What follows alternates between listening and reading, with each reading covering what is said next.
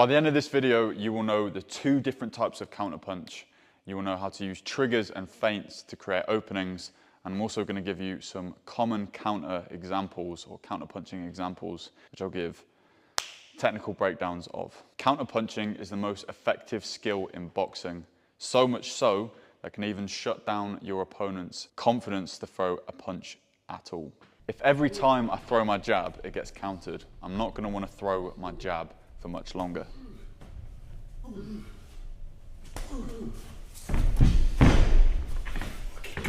If every time my opponent throws a lead hook to the body, I beat them to it with a cross to their head, then it's going to take away their confidence to throw that shot at all.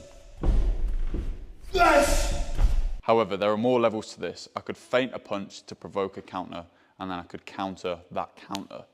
But then again, my opponent could use the feint to their advantage and use his reaction against me, so he could anticipate the counter to his reaction to my feint and counter that counter. But let's not get ahead of ourselves. Let me break this down so you can understand it better. Right, so I'm going to start by talking about the two different types of counterpunch. Then we're going to talk about how we can make them happen.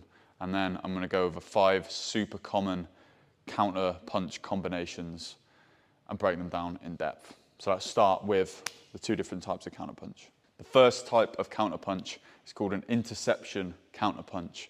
And this is where I throw my counter as my opponent throws their attack. So for example, they could throw a jab, and as they throw a jab, I could throw a right hand over the top, or a left hook that way, or I could roll under and throw right in the rib there. Or I could throw, basically I'm throwing a punch as they throw theirs. So this is harder to time, but easier to actually land.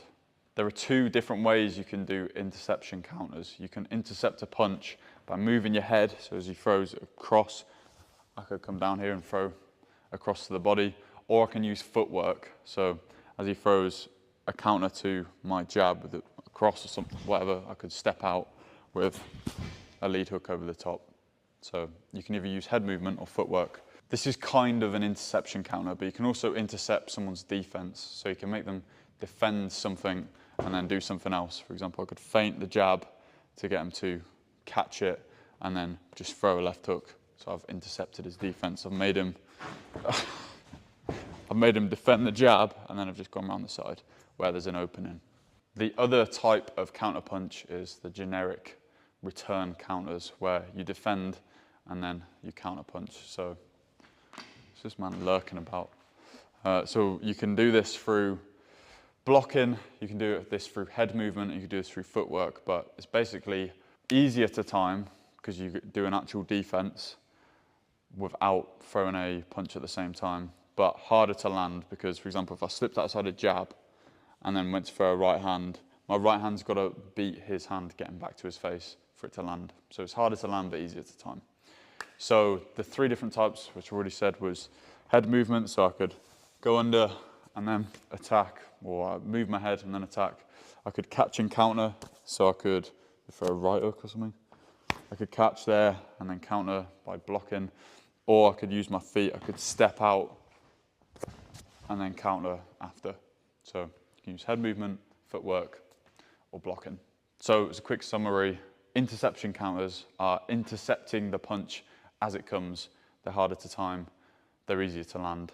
Generic return counters are easier to time but harder to land because we've got to beat their punch coming back to their face to land as. Okay, now let's talk about how we're going to make these counters actually happen. There's 4 different ways we can do this. We've got patterns, known bad habits, feints, and draws. Let's start with patterns. So patterns is pretty much what it says on the tin. It's like something that someone's done repeatedly over and over again means that they're quite likely to do it again. So then you can anticipate that, work out how you're going to defend it, and then counter it. I remember back when I was much younger, sparring, and this guy was like always beating me up until my coach told me that all he does is throw a 1-2 left hook, and then I started to pick up on it, and then I remember just block, parry, roll, and then just right hand left hook. And that sort of sorted out the problem. I just block, parry, move out the way, and then counter. Now I knew that this pattern kept happening, I could anticipate that, and I could just, yeah, that's where I could land my counters. The next one is bad habits. So this is where you have known openings in their technique. For example, the Ryan Garcia Tank fight. Tank knew that Ryan Garcia drops his rear hand as he throws a lead hook. So as soon as he threw that lead hook, he went under it and then countered with his own lead hook. And obviously it landed on the bottom and dropped him. Let's say they drop their rear hand as they throw a jab, then step outside of that jab as you throw a lead hook, and you'll be able to catch them from where they've got an opening from a bad habit. Next, we've got feints. First of all, you need to land the shot, and land the shot pretty well.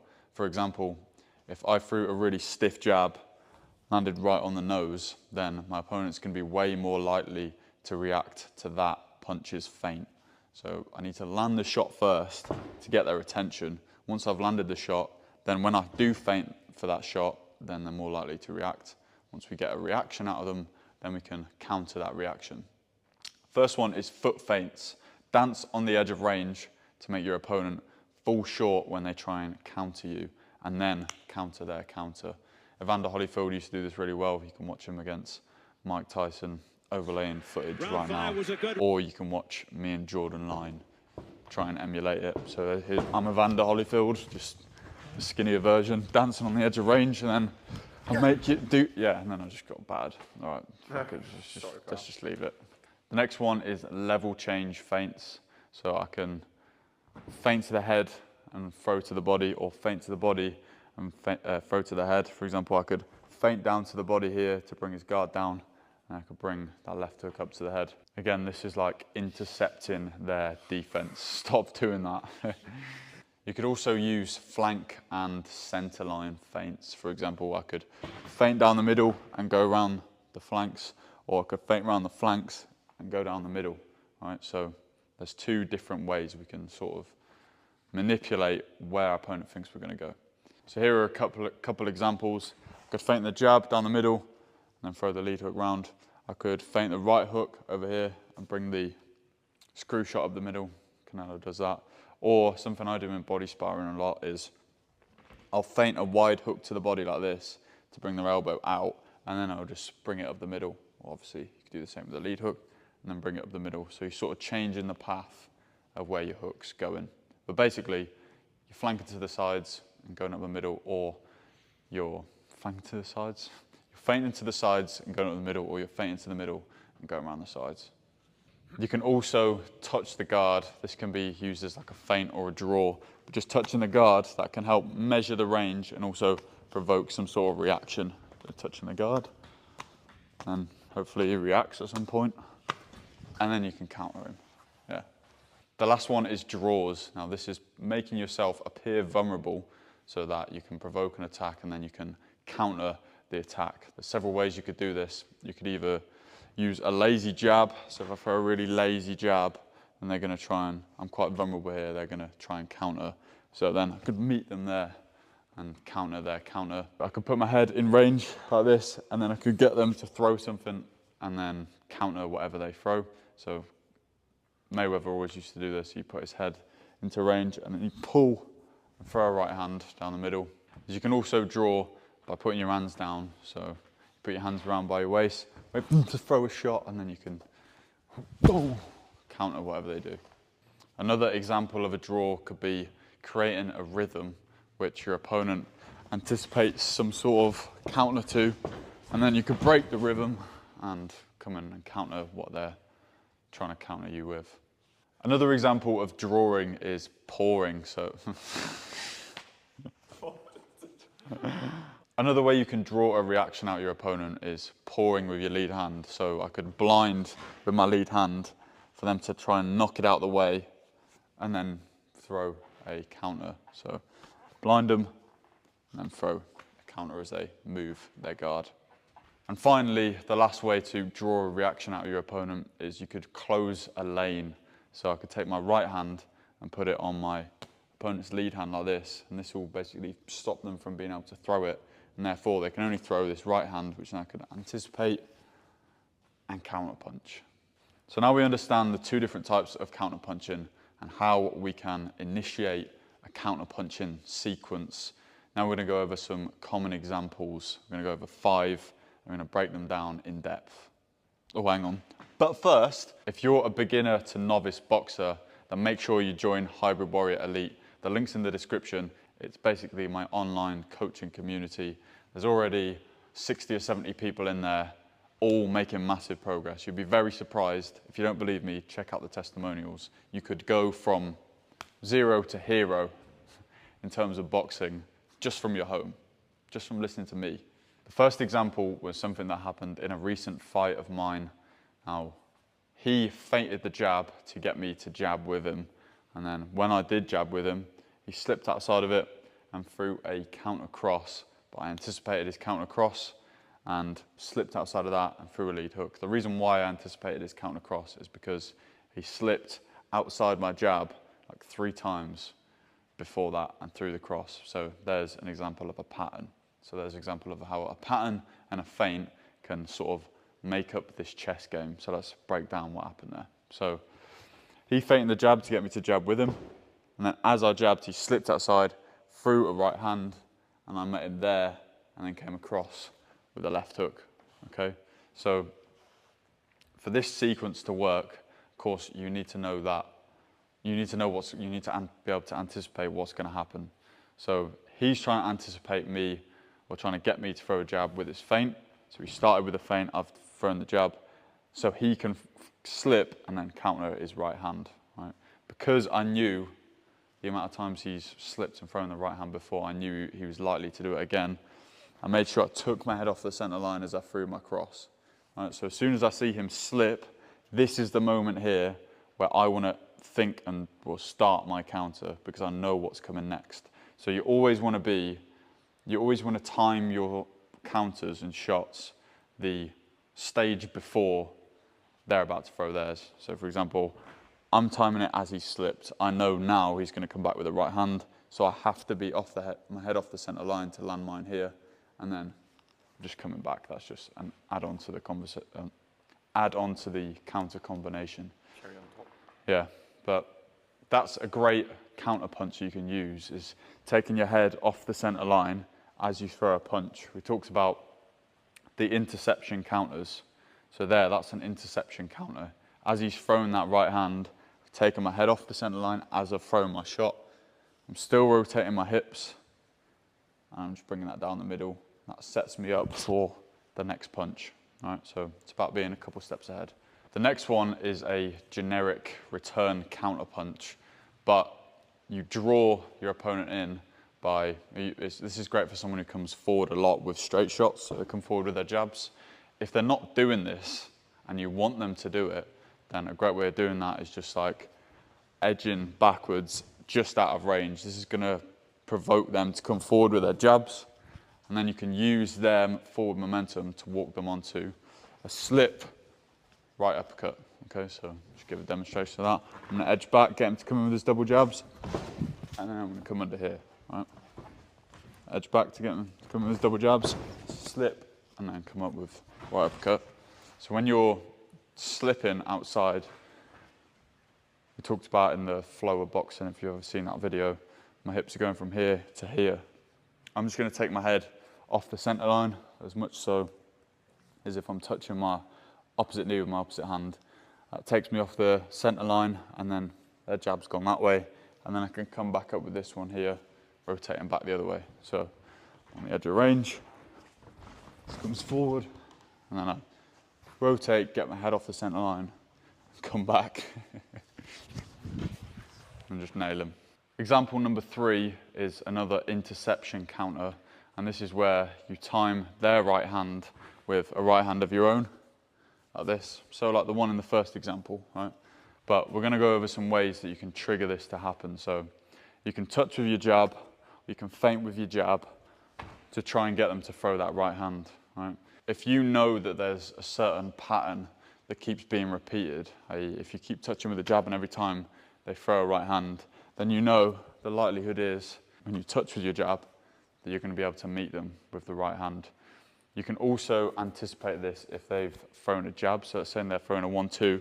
After they've thrown that jab, That's your trigger to know to slip outside and throw that right hand, okay? So it's about spotting the patterns and getting them to trigger a certain punch so you can meet them with your own.